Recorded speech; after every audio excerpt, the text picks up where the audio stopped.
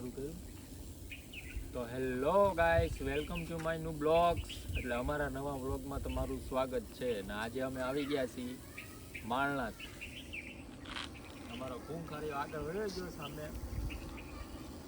આ બાજુ જુઓ,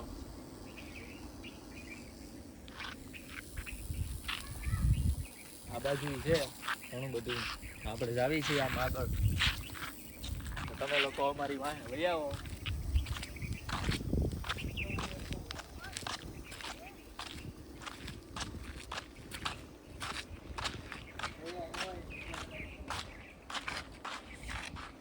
તો મિત્રો અહીંયા છે એક પાણીનો કુંડ.